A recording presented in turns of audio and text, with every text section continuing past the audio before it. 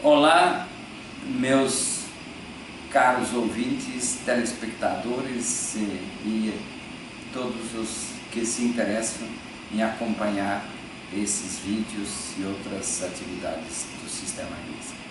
Nós estamos falando sobre o curso de formação do parapsicólogo clínico do Sistema GRISA, ou também conhecido como curso de formação do terapeuta do Sistema GRISA. Desenvolver dois processos, um processo de autoterapia e um processo de preparação do parapsicólogo como profissional, atuando como terapeuta, ou atuando como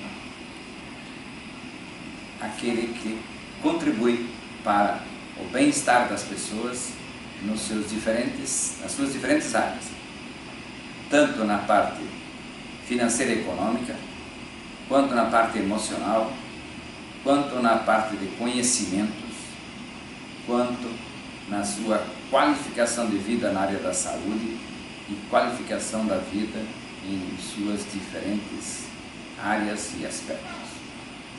Então, hoje nós estamos abordando o tema relativo ao terceiro ano do curso. O curso, tradicionalmente, é conhecido como CAOP. Depois vai se transformar também em CIOP, quando passa a ser curso de especialização em orientação parapsicológica, social e institucional, que é um curso em pós-graduação. Os dois primeiros anos também são vistos como cursos, são certificados como cursos de pós-graduação. O terceiro ano é o ano exclusivamente de preparação para o processo terapêutico.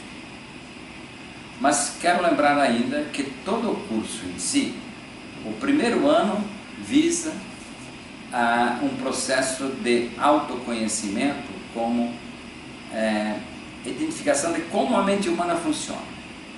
O segundo ano mostra mais claramente como o ser humano funciona como um todo, como pessoa, e aí temos como foco principal a famosa tabela familiar, pela qual você pode se conhecer melhor e como pode ajudar a você a partir do momento que você assume a função de terapeuta, ajudar a qualificar a vida das pessoas.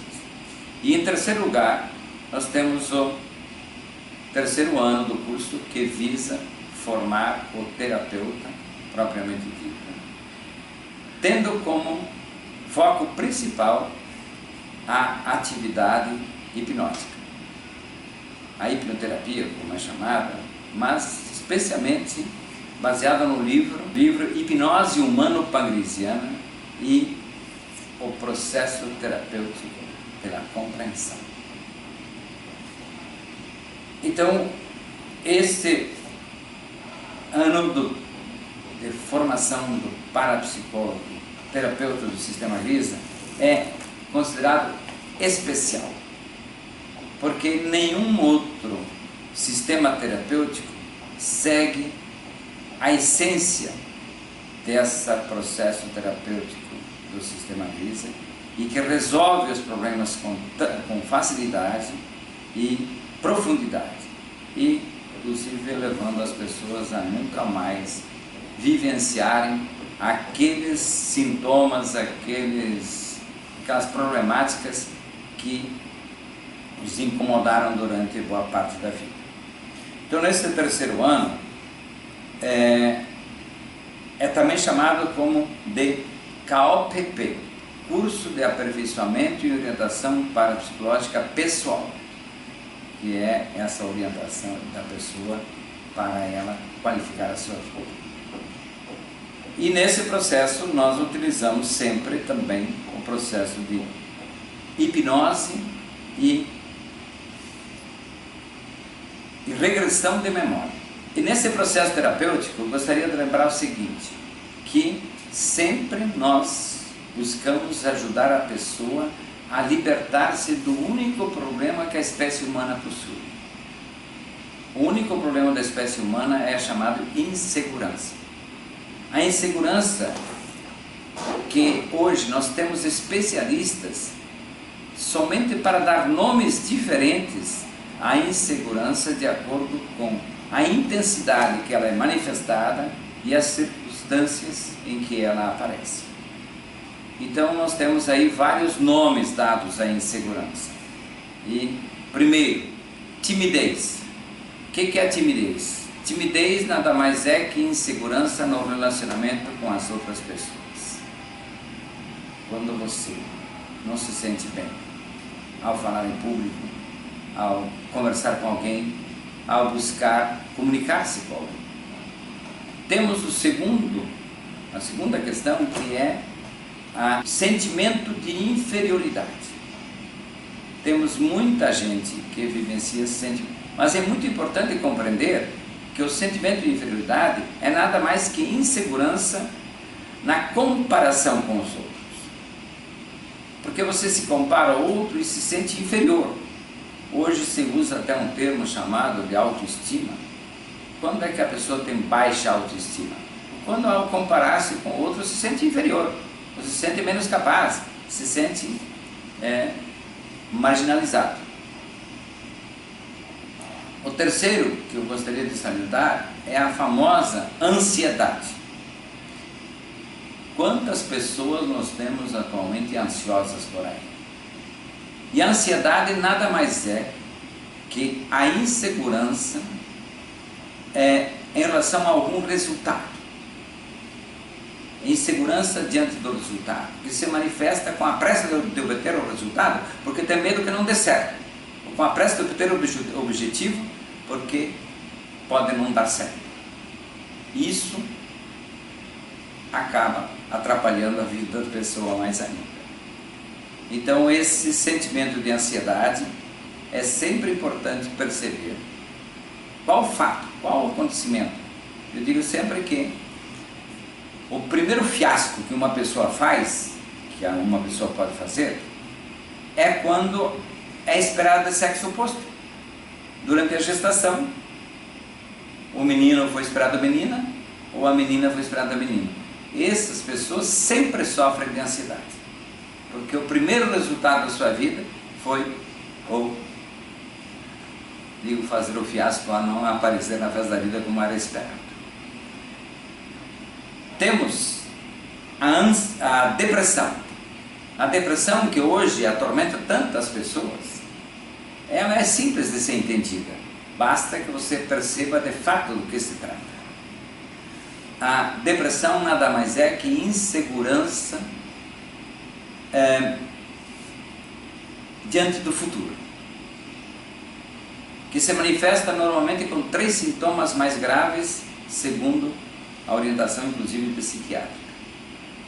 Tudo parece muito difícil, tudo parece sem graça, ou tudo parece sem sentido. E sentido aqui tem o significado de direção, como se a pessoa, rumo, como se a pessoa não soubesse para onde vai, o que quer, fica insegura diante do futuro e consequentemente diante da vida. Isso é depressão.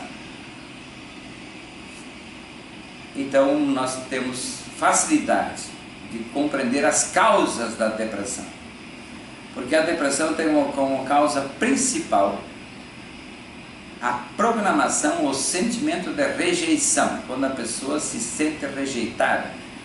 Não obrigatoriamente a mãe rejeita o bebê durante a gestação, mas o bebê se sente rejeitado porque parece que ao entrar em cena durante a gestação, ele atrapalha a mãe, ele criou dificuldades para a mãe. Então, como se ele fosse culpado, como se ele fosse o responsável pelas inseguranças que a mãe passa a vivenciar frente à vida. Assim, eu digo, hoje temos um rol de pessoas que está entrando no mercado ou na vida da sociedade humana, que são chamados esquizofrênicos. Como eu comecei a atender as pessoas como parapsicólogo, eu não me atrevia a orientar ou buscar fazer terapia com esquizofrênico, porque isso quem cuidava da esquizofrenia era considerado exclusivamente o psiquiatra. Mas, à medida que fomos estudando o ser humano, avançando no entendimento de como funcionam as inseguranças na vida do ser humano, eu fui perceber que o esquizofrênico ele tem algumas características muito interessantes. Primeiro, o esquizofrênico é um sujeito muito inteligente e, muitas vezes, ele é convincente. Aliás, quase sempre. Quando ele passa a argumentar, ele é convincente, porque ele é inteligente e usa a inteligência para aquilo que deseja. Mas por que ele é classificado então como esquizofrênico? Porque ele sempre se considera inocente. Por mais que ele cometa uma bobagem, ele diz que ele é o melhor de todos, que ele não fez nada daquele errado, quem fez errado é outro. Ele sempre está pronto para acusar os outros, desde o vizinho mais próximo até a espécie humana ou até o mundo do exterior, de outros países e do planeta como um todo. Então o esquizofrênico, ele, acima de tudo, jamais aceita ser culpado. O culpado sempre é o outro. Isso faz com que ele não tenha nenhuma capacidade de autoavaliação, nenhuma capacidade de autocrítica, de saber, como se diz habitualmente, de se arrepender ou de declarar a sua falha. Então, o esquizofrênico torna-se muito difícil para conviver com as outras pessoas, individualmente, quanto, pior ainda, na questão dos relacionamentos empresariais, dos relacionamentos governamentais, dos relacionamentos sociais em geral. Então, digo, e nós vamos perceber que a esquizofrenia tem duas origens básicas. Primeiro, o que é o esquizofrênico? O esquizofrênico é aquele que não aprendeu a lidar com o mundo à sua volta de forma adequada e acaba sempre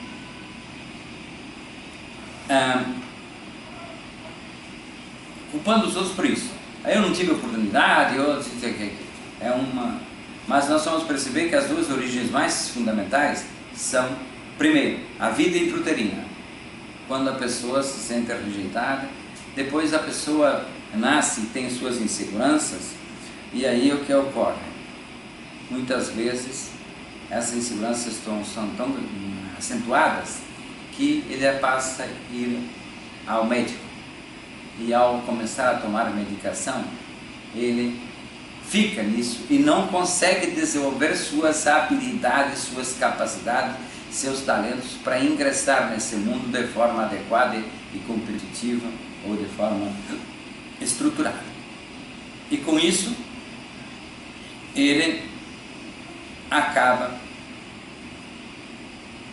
não tendo condições de assumir responsabilidades. Então eu digo que ele passa a se tornar aquele que entra na mordomia da doença, na mordomia de que tem que tomar medicação e, portanto, na mordomia de que não tem como ajudar os outros, porque ele é doente, cai na mordomia da doença. E ele nunca vai ter capacidade, portanto, de realmente conduzir sua própria vida e conquistar os bens necessários à sua própria sobrevivência e de outras pessoas com as quais compartilhe ou seja responsável. Também, outra forma de desencadear essa incapacidade de se relacionar com o mundo à sua volta de forma adequada surge pela superproteção.